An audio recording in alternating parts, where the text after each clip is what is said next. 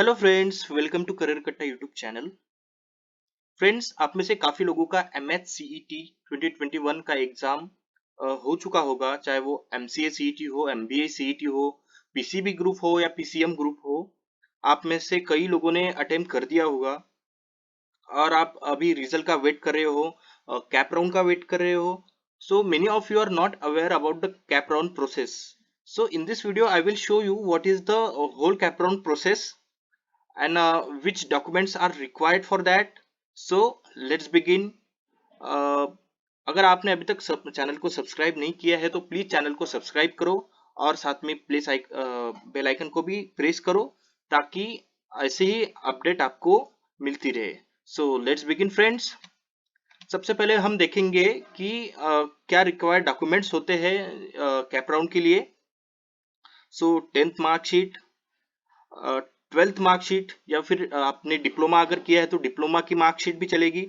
Graduation marksheet, अगर आपका graduation हो चुका है और आप एमसीए एमबीए या फिर किसी भी पोस्ट ग्रेजुएट प्रोग्राम के लिए अगर अप्लाई कर रहे हो तो ग्रेजुएशन मार्कशीट नेसेसरी है। और ट्रांसफर सर्टिफिकेट जिसे हम जनरली टीसी भी कहते हैं, nationality and domicile certificate, caste certificate and cast validity. Friends, आप में से कई बच्चों के पास शायद कास्ट वैलिडिटी ना भी हो। जो बच्चे बैकग्राउंड मतलब कॉमर्स बैकग्राउंड से आए हैं या आर्ट्स बैकग्राउंड से आए हैं उनके पास जनरली कास्ट वैलिडिटी नहीं होती।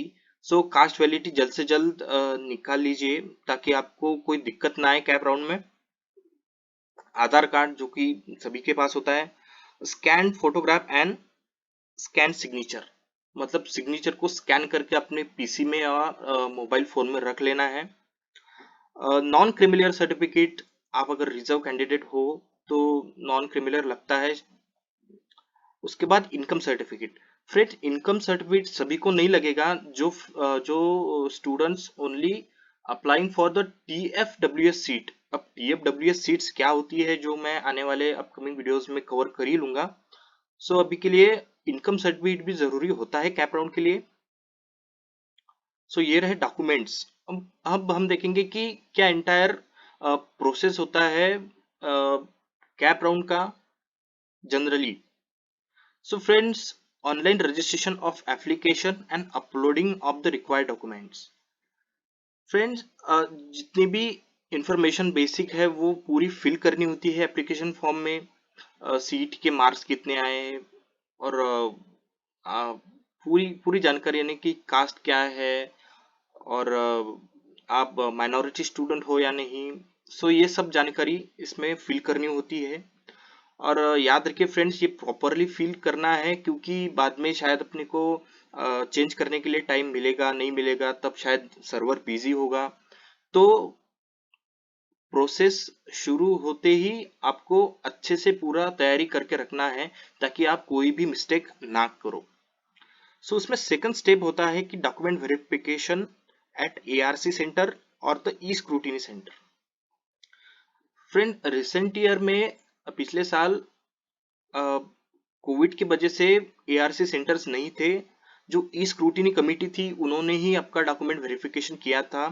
इसमें डॉक्यूमेंट वेरीफाई किया जाता है कि आपके डॉक्यूमेंट्स सही है या नहीं है।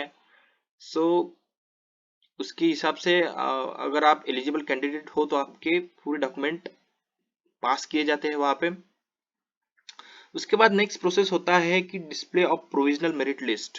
एक प्रोविजनल मेरिट लिस्ट लगती है जिसमें आपका स्टेट रैंक क्या है, ऑल इंडिया रैंक क्या है, ये पता चलता है for the both candidates, all India candidates and Maharashtra state candidates. उसके बाद अगर मेरिट लिस्ट में कोई दिक्कत हो, आपका नाम नहीं आया हो या फिर कोई कैटेगरी चेंज हो गई हो, तो we can submit the grievances also. So आपका जो फाइनल मेरिट लिस्ट लगेगी उसमें आपका नाम आ जाएगा। आपकी जो मिस्टेक थी, कैटेगरी की हो या फिर कोई भी हो, तो वहां पे वो डिस्प्ले होगी फाइनल मेरिट लिस्ट में। उसके बाद होता है कि display of provisional category wise seat. जितने भी कॉलेज है वो अपनी सीट डिस्प्ले करते हैं कि इतनी सीट ये कैटेगरी के लिए है, उतनी सीट वो कैटेगरी के लिए है। तो मतलब display of provisional category wise seat ये इंस्टीट्यूट करती है। उसके बाद हमें फिल करना होता है हमारा option form. Which ever college you want वो आपको फिल करना होता है स्टेप वाइज। अगर मान लो आप एमबीए कर रहे हो, आपको जेबीआईएमएस फर्स्ट चाहिए, सिडनम बाद में चाहिए, बाद में वेलिंगकर चाहिए। अगर इंजीनियर स्टूडेंट हो तो वीजेटीआई पहले चाहिए, सीओईपी बाद में चाहिए। तो ये जो सीक्वेंस वाइज जो फिल करना होता है ऑप्शन फॉर्म, उसको कंफर्म करना होता है। उसके बाद आएगा provisional allotment of cap round 1। उसके बाद आपको पहले राउंड में कॉलेज अलॉट होगा। सो अलॉट होने के बाद आपको डिसाइड करना है कि आपको लेना है या नहीं लेना है। उसमें आप सीट ऑनलाइन ही एक्सेप्ट कर सकते हो एमबीए में। एंड अगर आपको कॉलेज लेना है वो तो आप वहाँ पे जाके रिपोर्टिंग करना होता है, डॉक्यूमेंट्स सब सबमिट करने होते हैं। उसके बाद आपकी सीट कंफर्म हो जाएगी।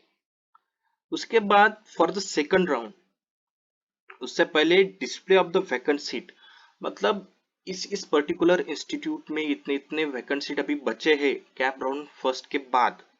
तो you can fill the name of the institution जहाँ पे जो वैकेंट सीट अभी भी अवेलेबल है।